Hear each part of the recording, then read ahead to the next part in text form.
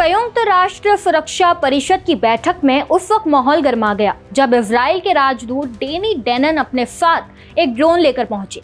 Israel और Hezbollah के बीच बढ़ते तनाव के चलते डेनन ने दावा किया कि ऐसे ड्रोन इजराइल की सुरक्षा के लिए बड़ा खतरा बन चुके हैं। अपने संबोधन के दौरान उन्होंने कुछ देशों की आलोचना का जवाब देते हुए सवाल उठाया कि अगर किसी दूसरे देश पर इसी तरह का खतरा मंडराए तो क्या वह चुप बैठा रहेगा। आइए देखते हैं पूरी रिपोर्ट। नमस्कार, मैं हिमांशी राजपूत और आप देख रहे हैं भारत एक्सप्रेस डिजिटल। संयुक्त राष्ट्र सुरक्षा परिषद की बैठक में इजराइल ने एक बार फिर अपने सुरक्षा हितों को लेकर दुनिया के सामने अपना पक्ष मजबूती से रखा। इजराइल के राजदूत डेनी डेनन ने अपने संबोधन के दौरान एक ड्रोन लेकर पहुंच गए और कहा कि हिजबुल्लाह ऐसे आधुनिक ड्रोन का इस्तेमाल कर रहा है जिन्हें रोकना बेहद मुश्किल है। डेनन ने बताया कि ये ड्रोन सामान्य रेडियो सिग्नल पर निर्भर नहीं होते बल्कि फाइबर ऑप्टिक तकनीक का इस्तेमाल करते हैं। यही वजह है कि पारंपरिक जैमिंग सिस्टम इनके खिलाफ प्रभावी साबित नहीं होते। उन्होंने कहा कि ये जो ड्रोन है वो बहुत कम ऊंचाई पर उड़ते हैं जिससे उन्हें समय रहते पहचानना और रोकना और भी ज्यादा मुश्किल हो जाता है। अपने भाषण में डेनन ने उन देशों को भी निशाने पर लिया जो लेबनान में इजरायली सैन्य कार्रवाई की आलोचना कर रहे हैं।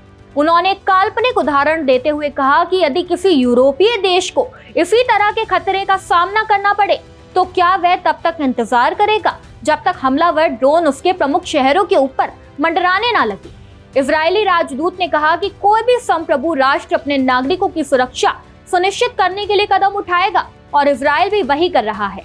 उनका कहना था कि जब तक सीमावर्ती क्षेत्रों से खतरा बना रहेगा तब तक इजराइल अपनी सुरक्षा के लिए आवश्यक कार्रवाई करता रहेगा।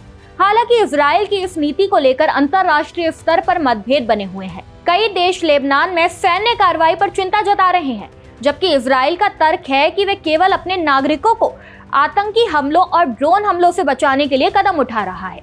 संयुक्त राष्ट्र की इस बैठक में डेनी डेनन का ड्रोन दिखाना और उसके जरिए सुरक्षा चुनौतियों को समझाने की कोशिश चर्चा का विषय बन गई। अब देखना होगा कि क्षेत्र में बढ़ते तनाव और सुरक्षा चिंताओं के बीच अंतर्राष्ट्रीय समुदाय किस तरह का रुख अपनाता है।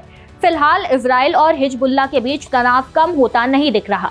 ऐसे में संयुक्त राष्ट्र में हुई ये तीखी बहस आने वाले दिनों में पश्चिम एशिया की राजनीति और सुरक्षा हालात पर बड़ा असर डाल सकती है।